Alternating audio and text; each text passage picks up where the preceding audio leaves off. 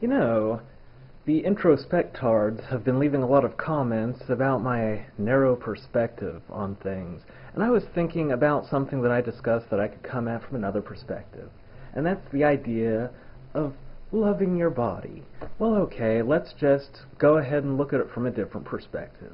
Let's say that loving your body is something that is meaningful in any way and is something that you want to do. Let's say that loving your body is a good thing and a valuable thing. Well, okay, it's kind of difficult to measure love, so let's look at it like this. Let's say a man says that he loves a woman. He says, "This woman, oh, I love her so much, could not love her more." And she's on a set of train tracks with a train bearing down upon her. And you're like, hey, buddy, that woman who you love so much is about to get hit by that train. You gonna do anything about that? And the guy says, well, I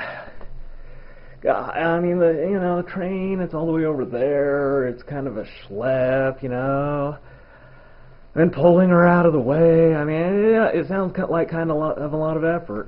So it's beer o'clock, right?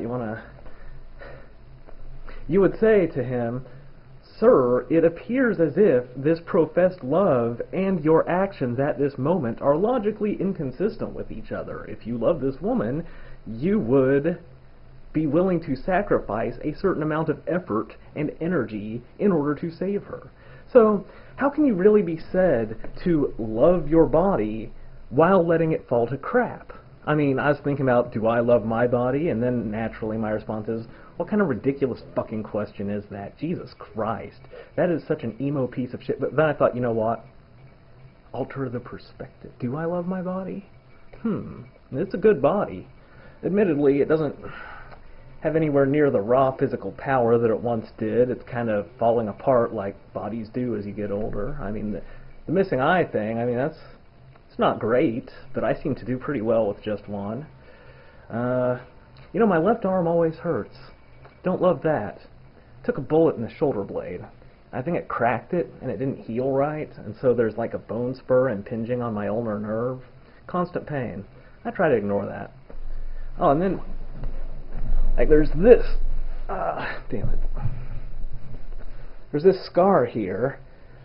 Generally, stuff doesn't scar me very much, but this is a particular case where I didn't have any access to things like stitches or antibiotics, and I just sort of had to patch it up myself. It got horribly infected, like that kind of infection where those little red lines start spreading up your leg, and you're like, Jesus Christ, this thing, I'm gonna die. Fuck. But then, my body, I mean, it's a good body. It overcame that infection. I mean, there was all kinds of pus and stink and shit coming out of this. So it's amazing that I didn't lose my foot. So, I mean, that was pretty cool. I mean, I think as bodies go, this one, it's aces.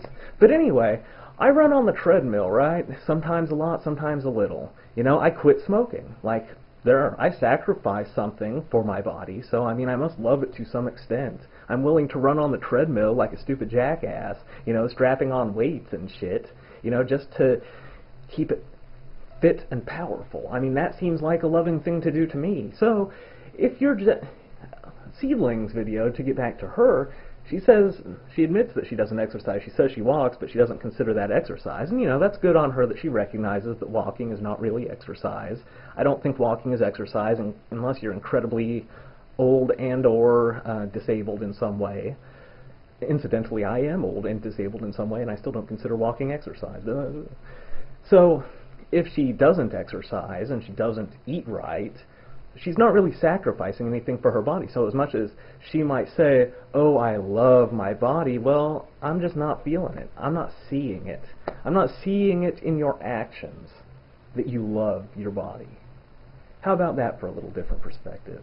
TTFN.